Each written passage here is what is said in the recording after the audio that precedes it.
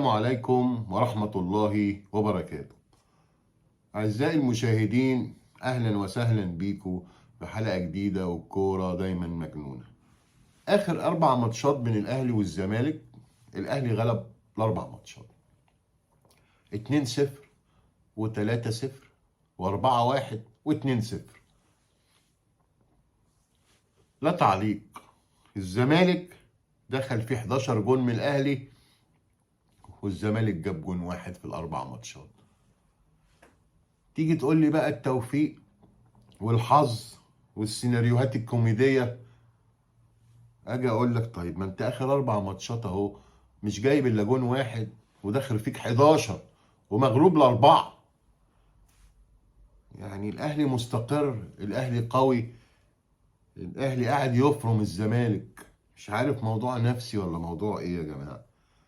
يعني اخر ماتش ده زي ما كنا بنقول الزمالك كان ماشي، راح زيزو اتصاب ومصطفى شوبير كان متألق، وكنا راكبين الماتش، وبعدين في اخر 10 دقايق الدنيا اتدربكت، وكالعاده الانهيار العظيم بتاع الزمالك، وبقى الاجوان الكوميديه والسهله، ويلا اخر 4 ماتشات لا حول لينا ولا قوه مع الاهلي.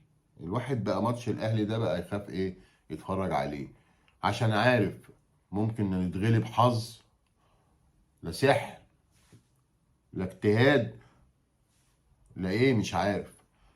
يعني اللي بيسأله ان الاهلي بيفوز ازاي، الاهلي يعني بقى راكب الزمالك نفسيا بطريقة فظيعة في كل ماتشات.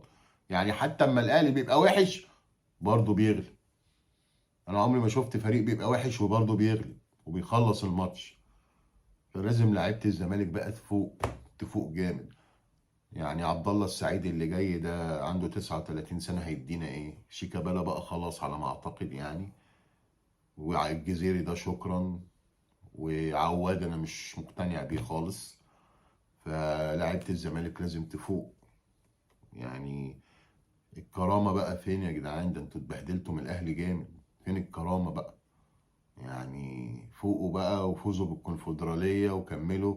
والدوري السنه دي يعني كمان نتائجنا وحشه جدا جدا. يعني جايبين ايه 14 15 بونت من 30 بونت، وفي المركز ال 15 ولا ال 16. يعني حاجة محزنة. كنا نقول زمان يمكن عشان مرتضى منصور وولاده وبتاع. مرتضى منصور مشي، ولسه حسين لبيب بيحاول وبتاع، بس فريق لسه تعبان مش عارفين نخلص الهجمة. عايزين لعيبة جامدة جامدة جامدة، يعني زي بن شرقي وكده.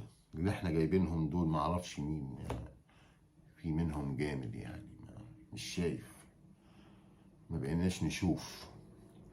يلا ربنا يسهل، ويا رب اللي جاي احسن للزمالك. اعزائي المشاهدين، شكرا لحسن المتابعة، وكل سنة وانتم طيبين. ميرسي.